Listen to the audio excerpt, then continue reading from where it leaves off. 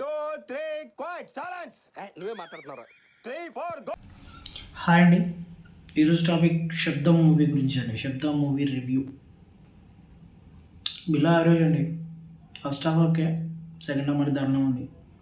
Poor సౌండ్తో, poor VFX తోటి ఆదిపిని శెట్టి గారు acting బాగానే ఉంది. సిమ్రాన్ గారు బాగానే చేశారు, లయా గారు బాగానే చేశారు, తమన్ మ్యూజిక్ బాగానే ఇచ్చాడు.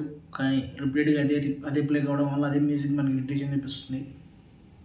సినిమా పాయింట్ నెక్స్ట్ ఏం చెప్పాలనుకున్న విషయం మనకు ముందు తెలిసిపోతుందండి. సినిమాలో అలా తెలిసినప్పుడు సినిమా మీద ఇంట్రెస్ట్ పోతుందండి.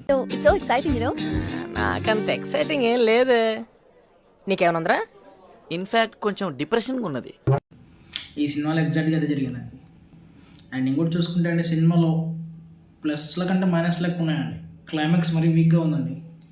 ఏదైతే మనం పాయింట్ చెప్పాలనుకుంటున్నామో ఆ పాయింట్ చెప్పకముందుకి ఆడియన్స్ ఆల్రెడీ తెలిసిపోతుందండి. ఆడియన్స్కి ఎందుకంటే స్క్రీన్ మీద తెలిసిపోతుంది నెక్స్ట్ ఏం జరుగుతున్న విషయం. ఆ తెలిసినప్పుడు సినిమా మీద ఇంట్రెస్ట్ దొబ్బుద్దండి. అది అవదమ్మా. వైశాల్లో ఉన్న ఆల్బమ్ కోసం ఉన్న వైశాల్ సినిమా 2-3 సార్లు చూడండి. అందులో కంటెంట్ కూడా బాగానే ఉంటుంది. ఇందులో పాటలు ఢిల్లో అక్కడక్కడ మ్యూజిక్ వెళ్తుందండి. ఒక టెంపో ఉంటుంది, ఆ టెంపో మ్యూజిక్ బాగుంటుంది. కానీ రిపీట్గా రావడం వల్ల అదే టెంపో మ్యూజిక్ మన ఇంట్రెషన్లో వస్తుందండి. ఇంట్రెషన్ తెప్పిస్తుంది ఆటోమేటిక్గా. అండ్ ఇంకోటి, సినిమాలో కొన్ని పాయింట్స్, కొన్ని కొత్త యాంగిల్స్ ఓపెన్ చేశారండి. కానీ యాంగిల్స్ క్లోజ్ చేయకుండానే ఒక సీన్ నుంచి ఒక సీన్కి జంప్ అయ్యి ఆ సీన్ని గాల్లోనే వదిలేస్తారండి. అది కూడా మైనస్ అండి సినిమాకి.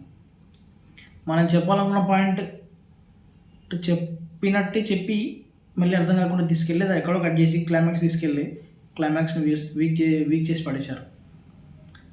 సినిమాని అంతో ఎంతో బతికిచ్చిందంటే ఆదిపిని శెట్టి గారు యాక్టింగ్ అని చెప్పొచ్చు అండి. ఇంకేస్ లయ గారు కూడా బాగానే చేశారు. చూడాలి, నాకు అదే విధంగా నచ్చింది. మీరు ఎవరు చూసింటే ఎలా ఉందనేది కింద